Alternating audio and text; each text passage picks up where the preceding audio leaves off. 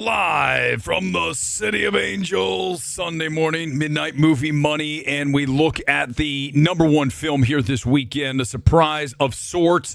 Although, if you look at anime over the past several outings, especially when you look at Demon Slayer, this isn't really that surprising to see Chainsaw Man number one at $17.3 million. But we're going to start instead with number one. I'm going to bounce all the way down to number 7 this weekend, and that is Shelby OAKS. That is the directorial debut from Chris Stuckman. This film only made $2.35 million in its opening weekend. That is just $1,289 per location. That's not good, right? You would think a guy with 2 million subscribers, roughly 2 million times the subscribers that MMT has, would do better with a debut film. We've discussed how the film is completely forgettable and Frankenstein between Stuckman's version and Mike Flanagan, who came in with $1 million in reshoots. Right? Neon acquired this film and paid an additional $1 million to reshoot many parts of the film. I'd argue a lot of it. And you end up with a version that only lands $2.4 million. So I think Stuckman's got to hold on to his YouTube channel for a while longer. This is not a debut that's going to get anyone to say, let's get in business with you with another film. And forget about the box office, right? It's not always about how much money a movie makes. We're going to talk about that in our next film here, film that is the best film of the year, certainly in the top 5 for anybody who watches films. But when you look at the current marketplace here, you would expect that some of these films are going to underwhelm, and they are. But Stuckman with 2 million subscribers, how did this not do better? That's kind of the question. So I pose that to you in the comments. Fire away. If I don't get to them here live on this Sunday morning, I will peruse them and certainly leave one in the aftermath once this goes on the YouTube channel, Midnight Movie Talk. Let's talk about number 4. It was Springsteen, Deliver Me, the film that I just alluded to.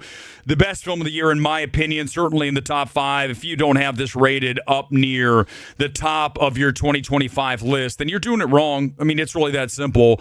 But a lot of folks didn't really care to see it. $9.1 million. This is disappointing. Remember, this also had IMAX. This had a lot of PLF, and it can't even get to 10 million with that. So that speaks to how weak this was. And the thing is right, there's no one more objective in this space than yours truly, than MMT, the gold standard. And even though I crush on this film, this is without question a disappointing debut. You go to the Disney email here, and it breaks down all of the numbers. 16.1 million on the global. So 9.1 here, 7 million international. I told you guys it wouldn't do that bad overseas. You acted like no one knows who Bruce Springsteen outside the United States. Well, listen, almost 50%. So don't tell me that I know what I'm talking about, man. Dudes, I'm the gold standard. Stop. Don't come in here arguing stuff with me. It's just wasting your time.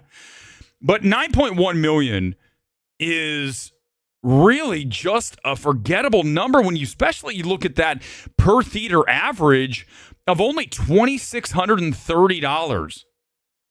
So you look at the demos. Let's roll down. It's got all that here. And you can see where we're at. 52% female, 48% female. And look, under the age of 55 was only 59%. 41% of this audience was over the age of 55. 45 plus, the number was 60% of the audience. So this didn't appeal to young kids, and we knew it wouldn't. I mean, a film like this, even if it's not about Springsteen, just a slow burn, meditative film, they're just not going to go for it. Not the TikTok generation. So here's the thing I want to point out, though.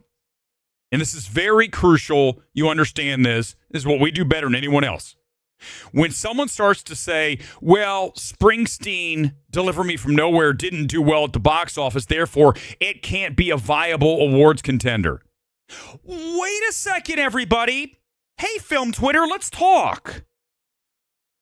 Does Netflix even report its box office?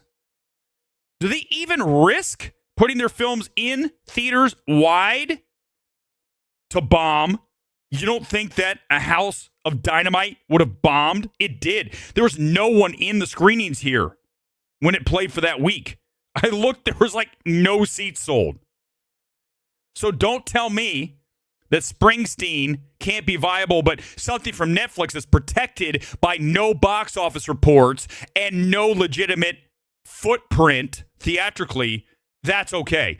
If anything, a film like Springsteen should jump way ahead of those just for being in theaters. Forget the fact it's better than House of Dynamite. We'll talk about that film tonight, along with Begonia. I saw that. We'll talk about that in a minute. And I might sneak in to see Chainsaw Man because I've got A-list. And tonight, likely Sung Blue. That's a fun one, right? The new Hugh Jackman, Kate Hudson. We'll probably have 4 tonight for the Sunday Evening Spectacular. But back to Deliver Me From Nowhere, it's a shame. But here's the thing, right? You look at the prevailing pattern now when it comes to movies in theaters, smaller films. Unless you're horror that can turn a profit pretty easily because the budget's low. Look at Black Phone 2. We'll talk about that in a minute. And you look at Chainsaw Man anime. You look at big tent poles. But even Tron Ares just went down in flames. Movies are not hitting like they were in 2024. 2023, even 2022, when we had that post-COVID push. Oh my God, the resurgence. We are excited to be back in a movie theater. That's it. It's gone. And now that we still don't have Windows, 5 years later, Windows being that 90-day protective clause that once you go into a theater, it's not going to be at home for 90 days like we had in the past. Well, guess what? We don't have that anymore. So what are we talking about? This is why it all leads to where we are here this morning. Let's get to number 1. We'll bounce around. Eventually, we'll get to Begonia and everything. It's one of these mornings. We've got a billion films that opened, a lot of stuff to discuss. When you look at Chainsaw Man, $17.3 million, this is obviously a win for Crunchyroll / Sony. And I'm going to pull in their email here, and we can look on a global scale right now. This film is at $108 million.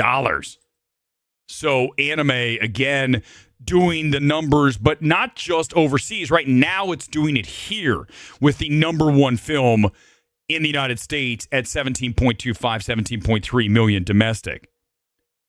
Audiences love it. A Cinema Score, 99 audience score on Rotten Tomatoes, 5-star post-track. All this is good. Did very well in the PLFs, 24%, IMAX 19%, 3D 15%. So this is encouraging, obviously. But again, you know, I worry for the films like a Springsteen, Begonia, when it expands, when you look at any of these awards hopefuls, prestige films that hit at the end of the year, they're just not working like they used to. In fact, let's just talk about that quickly since I'm here. Talk about Begonia, and you're looking at a film that did much less than Kinds of Kindness in its platform debut. And that's problematic, right? When you look at the number on Kinds of Kindness, it was 75,000 per. When you look at this film, we were running up 40, I believe. I've got it here in front of me somewhere. That's not nearly as strong. And I think that's the issue, is another sign that we are not doing what we used to. Now, you're going to tell me that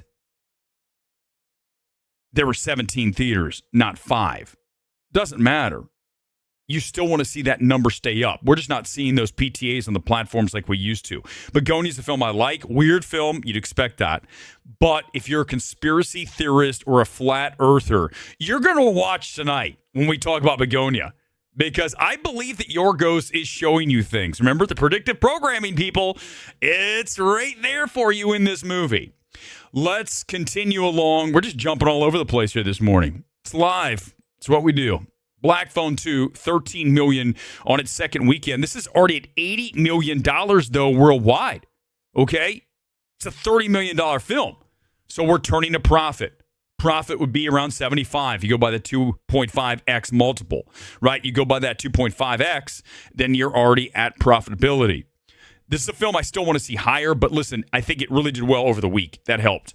As you build towards Halloween, it's really good to be a horror film in theaters unless you're Shelby OAKS, and then no one cares. I mean, you just talk about the title Shelby OAKS.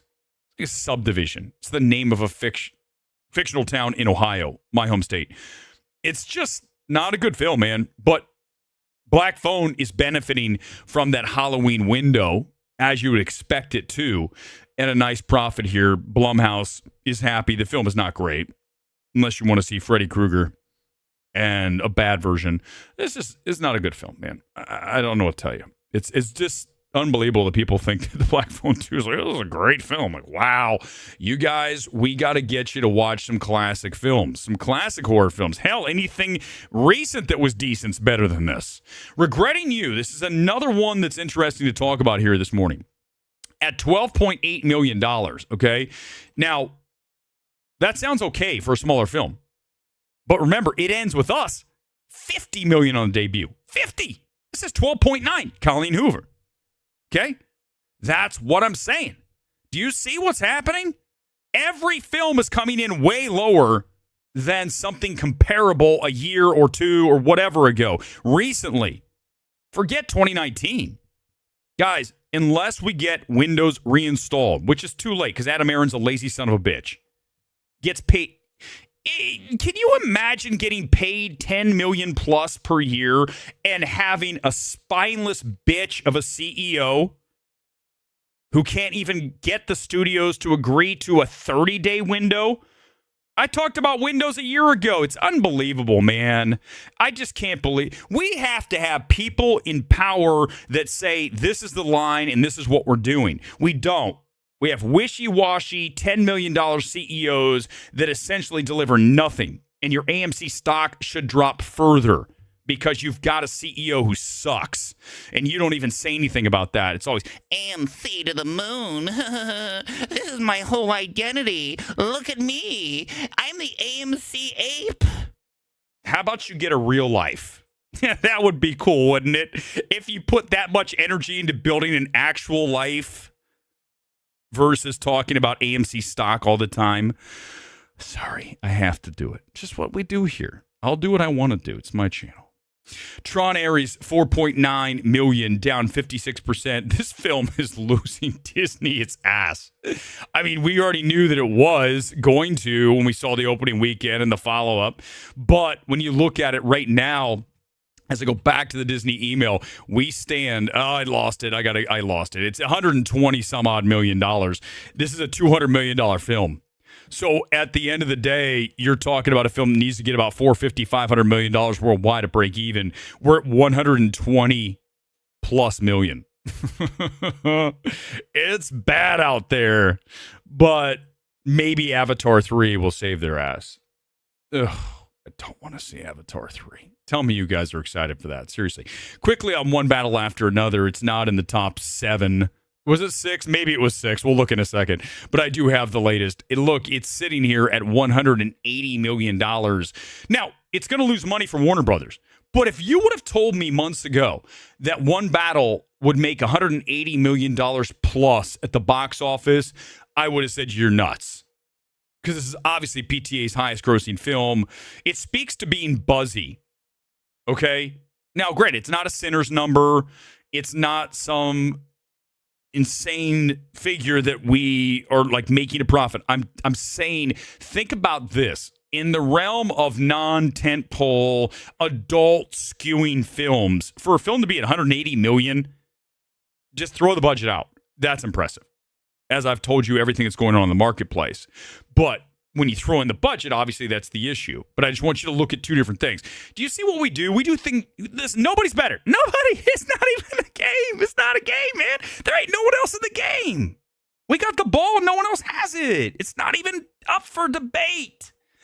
That's what we do. We're objective. Nobody's better. Come on, man. I don't care if I have to say it every time. I have to remind you, especially the film Twitter dweebs out there, I'm the hero. I'm not the villain, man. Get your shit together and figure it out. I'm not the shill. I'm not the anti-woker. I'm the objective man. Do not forget that. Tired of having this conversation with you guys. Not you guys who know. The rest of them they don't get it. There's a lot of dense people in the film space. They just don't understand things. They see things too much in black and white. And I'm definitely not black or white. Well, forget it. Here we go. Top 10. Chainsaw Man, number 1. 17.25, and that is a 57.44 on the location average. Not great.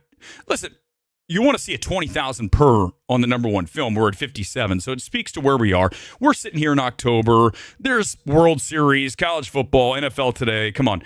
Lots of things going on. Black Phone, number 2, now at $49 million stateside. Again, $80 million on the global. Regretting You is number 3, much lower than it ends with us. Springsteen, number 4, at, again, $26.30 per. That's not great. Unfortunate. Go see that film. I'd recommend you see it in the theater, too. It's got a great elegance to it, even if it isn't as big scoped as you might expect or want. Too bad. The film's great. It really is.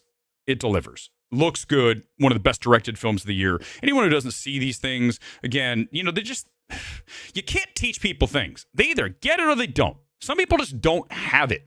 Let's just talk about that again one more time. Do you think everybody is blessed with great taste and great insight and great knowledge? You got to be kidding me. The average person is not very smart. I'm sorry, it's true, and you know I'm right. So trying to explain something to the crowd that doesn't grasp things well, it just ends up being you bang your head against the walls. There's no point. You just go, why am I doing this? That's why I just be so forceful with these points, because these people just don't. They almost have to have it drilled into their skulls. Do you guys understand? This is what we're talking about, and this is what is factually true. I'm sorry if you don't understand that. That's you being sub-intelligent. Not my problem. That's a you problem. Educate yourself. Again, look at Weber trashing half the audience. So what? My channel. Tron's number 5. 6, Good Fortune, down 50%. Another smaller film, didn't do very well at all. Shelby Oaks, number 7, hella disappointing. 1,289 per location. 2 million subs. Listen, I think even with our sub base here at MMT, I believe that we could make 2 million on our debut weekend. That's a challenge, isn't it? I need to write a horror film. First of all, anything I write's better than Shelby Oaks. Anything. Quite literally, we could piece together on a stream an entire screenplay tonight that's better than the entirety of Shelby Oaks. Even if we had just 5 people watching, the 6 of us, including myself, could write a better script and more compelling, frightening script than Shelby Oaks. We could do it in an hour. Easily. Maybe less. We could maybe do it in less time. No AI help. We're not using AI, although you could argue Shelby Oaks uses AI. One battle after another's number 8. Number 9's Roof Man. What a shame. That film's very good. 19 million only on that. And Paranorman returned, the Leica film, and $730 per location. That's not great. And there's our box office report this morning. I'll see if there's a couple of comments. I'll have a big debut because Film Twitter haters will watch. Exactly. Even if it was great, the Film Twitter haters will be like, this is the worst thing ever. Hopefully, I can watch Springsteen this weekend. I don't know his discography or him very well. I like the look of the direction of the film. You should, Jaffo. I think Scott Cooper was the perfect guy for this film. He does Americana better than anyone else. You look at Hostiles, you look at Out of the Furnace, you look at Crazy Heart, you look at, Antlers. But you look at his work, he has a very just measured, kind of simple, but it's not, that's what works. It's not like simple coda direction, right? When you look at that, Sean Hayter, that's just forgettable shit across the board. This film looks really great. I love the fact that he shot this thing, 99% sure is shot on film. Whatever he shot, the color grading is just mint on this.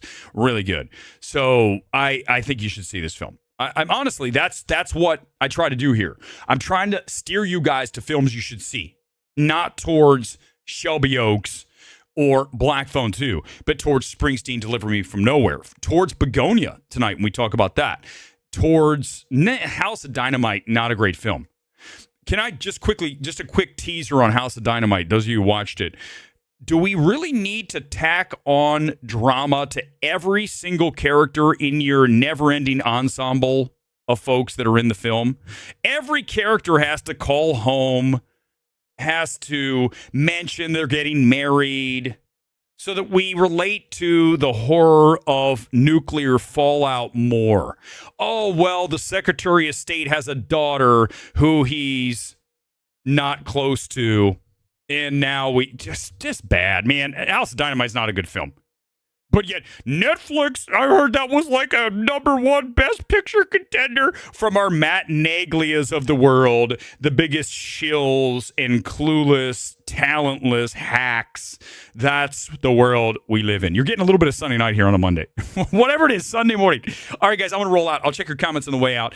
I'm going to go maybe see Chainsaw Man today. Hopefully, Sung Song Blue tonight. I said it right. Did I? Yes, I did.